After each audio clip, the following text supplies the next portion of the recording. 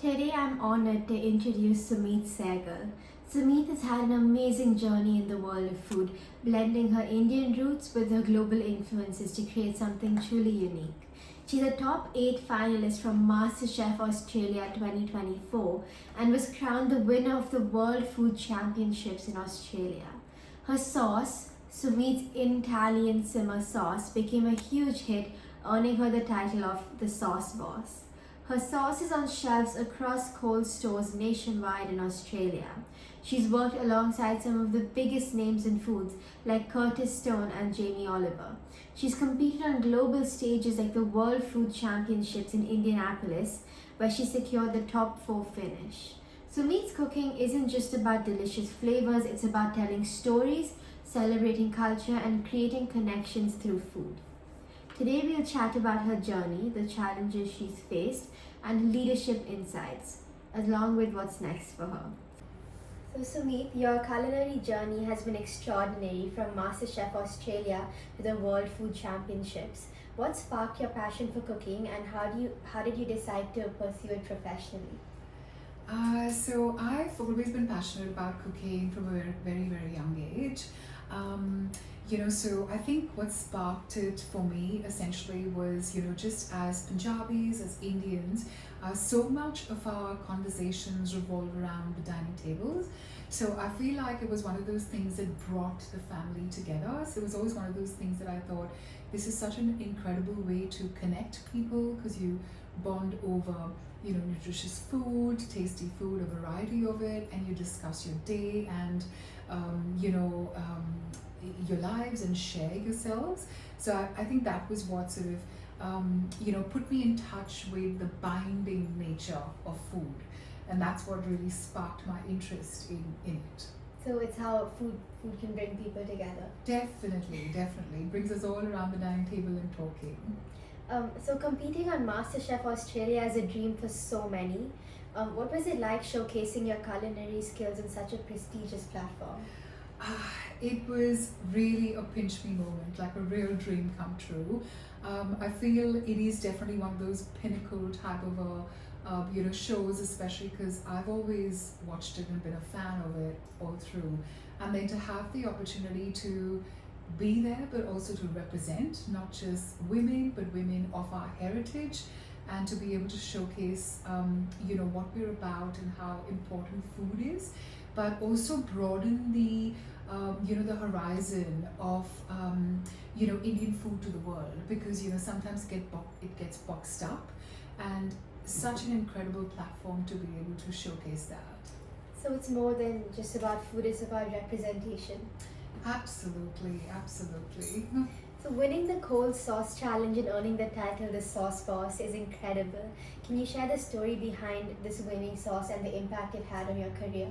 Yeah, absolutely. So, I have always been so passionate about food and my food dreams that every time I used to, have the idea of anything, I would actually go through the entire process of, storyboarding it, making the vision, and all of that. So when I walked into the MasterChef kitchen, I'd actually put down on my MasterChef application form that I really wanted to do something with sauces and highlight the versatility of our Indian cuisine and to show the broad breadth and depth of our world.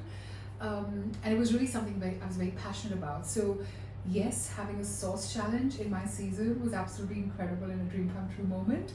And then it's completely changed the trajectory of my career. So I come from a completely corporate background, in software sales. So it was a very different area. But now this is just sort of, I guess, given wings to my dreams with sauces. So you were able to apply your corporate background to this, to the sauces. Absolutely. I feel all my worlds have just collided with each other and merged beautifully. You've worked under the guidance of culinary icons like Curtis Stone and Jamie Oliver. What lessons from those experiences left the biggest impact on you? So much. I have great admiration. So always admired, chefs like Curtis Stone and Jamie Oliver.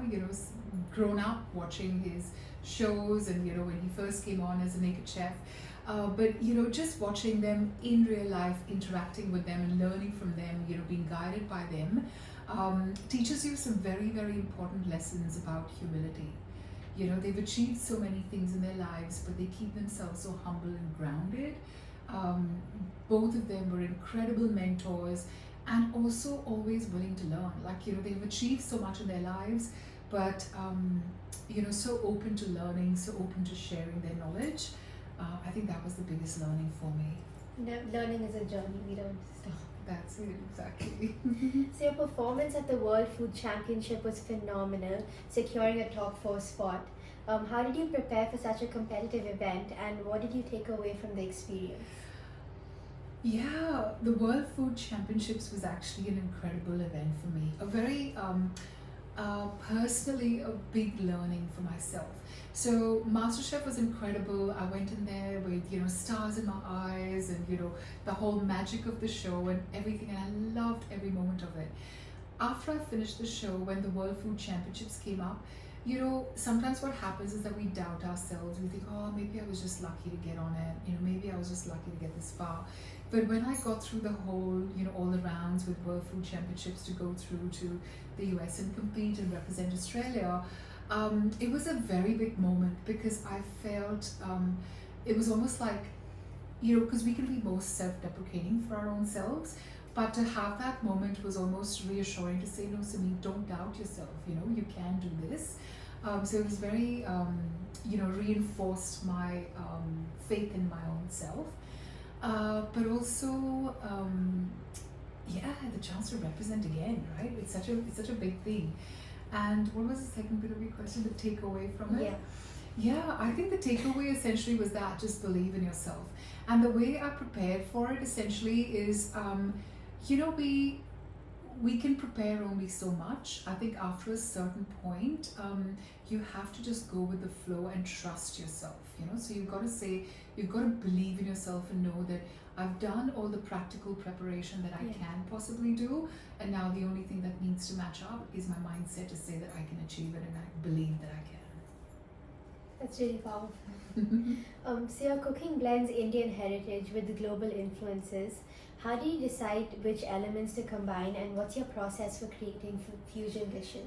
Yeah, so I love fusion dishes. I think it's such a it gives you creative license. So food is so interesting and so vast and wide, and every cuisine of the world has got so much history and depth, and so many intricate techniques and spice work and herb work, and I think what's happened to me through my journey through food, and especially after living in different parts of the world, is just to be able to combine those things and say, okay, I can see this working with this, but also a lot of trial and error. So you go through the process and you do a lot of trial and error. Sometimes it works out, sometimes it doesn't, but it always teaches you a lesson. So you were able to showcase your artistic side through the fusion dish. So creative. Food is always creative. So it's really nice to be able to combine everything and see how they all work, but also appreciate the commonalities between the different cuisines. So could you share an example of a dish that holds a particularly special story or cultural significance for you? Yeah, so I think the one dish that always comes to mind is the meals that we shared on a Sunday afternoon. So the family always was home on a Sunday, and everyone got around the dining table, for a really good meal that day. And one of our particularly special dishes to share on a Sunday was a biryani. So every time someone asks me, what's your special, dish that you have memories with, it's definitely got to have to be biryani, because that was our biryani day. So normally Punjabi homes will have like rajma chawal on a Sunday, but for us it was biryani. And the family would sit together and the tales were told and the laughters were had, and the jokes were shared. So that was a really special thing to do. So I think if you boil it down to one particular dish, because every dish says a story, but the biryani on a Sunday afternoon is definitely one for us. Have you ever cooked it in one of your shows? I did. I absolutely did. So we had one of the challenges on MasterChef was a egg challenge, and I remember making a green eggs no ham biryani. That's so creative. Competing at such high levels must come with immense pressure. So, how do you stay calm and focused in such intense environments? Very, very important question, because I think after a certain point, no matter how skillful you are, it is how you manage your pressure that actually takes you to the next step. With me, I have had a very interesting relationship with pressure and intense environments.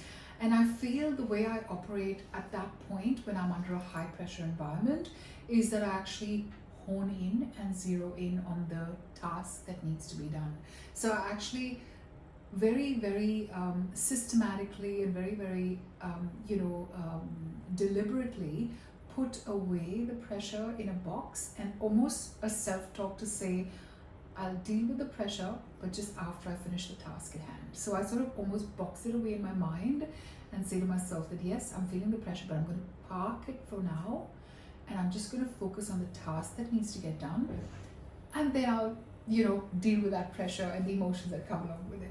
And I think that's actually helped me in really good stead. And life teaches you those lessons. You go through life and things happen, and then you sort of understand that we can't crumble under the pressure. We've got to just go through it. So sometimes you have no choice but to work through it and get through it. Do you think one of the factors, like one of the reasons you were able to do this, is because cooking is your passion?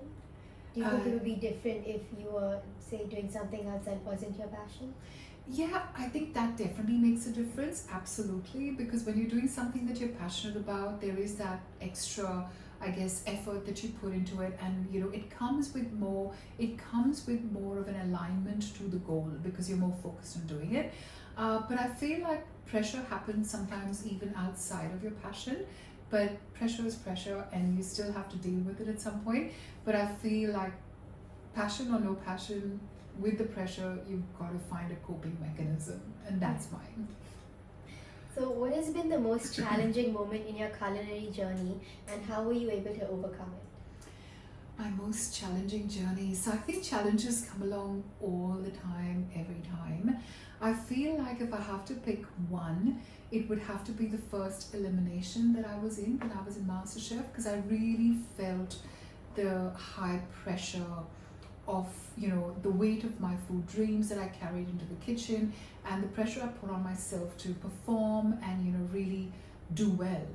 I think that was a pivotal moment for me, because I felt I remember the self-talk I was having at that point, because Jamie Oliver was there, we were cooking along with him, we didn't know what the challenge was before we entered the kitchen, and it was really good that I went through that part, because I remember the self-talk that happened with me, and I felt the pressure. It was extremely hard, and then I said to myself, I said, no, Sumeet, you still have to just go, park the pressure aside, and just do your best.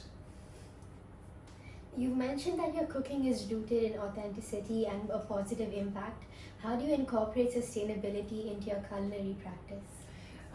So wastage is a huge issue with food, and I feel like one of the things that I'm extremely conscious about is how I'm eating and cooking at home.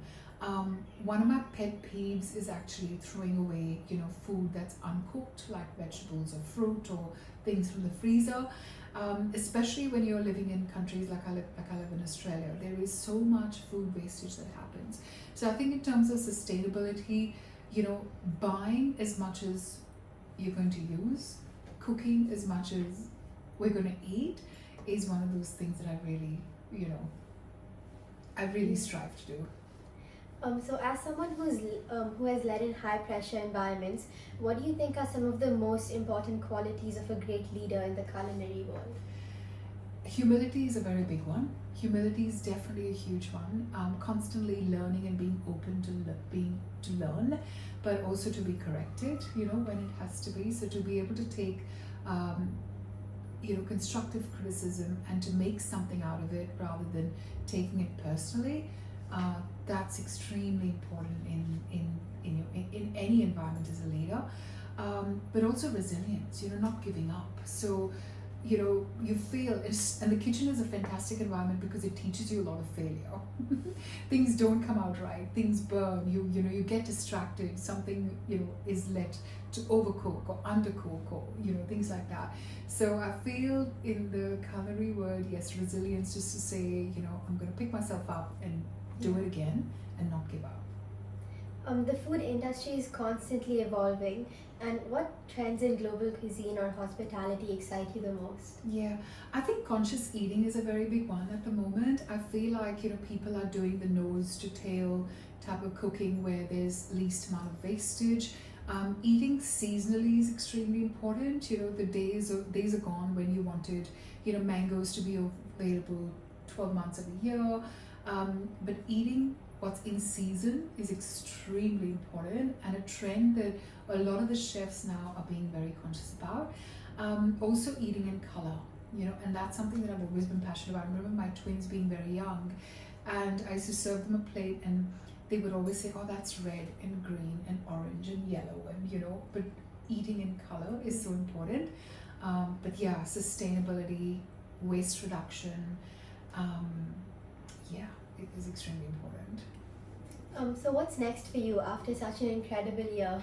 Are there any exciting projects or ideas that you're working on? Yeah, absolutely. So lots on my cards at the minute. So I'm doing a lot of stuff for, getting my business up and running. So I've taken the entrepreneurial route from MasterChef The and sauce business. the sauce business. Yes. So I definitely want to make that a thing that I will do, in the future.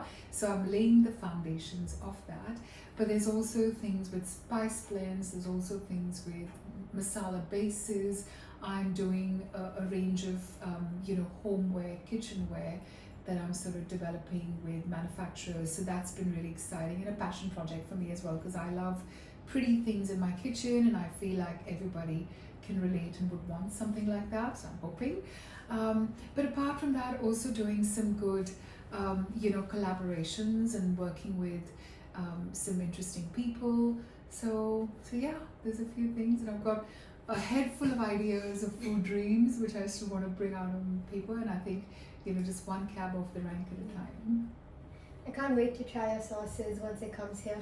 Thank you. Thank you for doing this interview with us. I'm sure everybody learned a lot. Thank you so much for having me, and I just want to say I'm so impressed with all the work you're doing, so congratulations. Thank you. Thank you.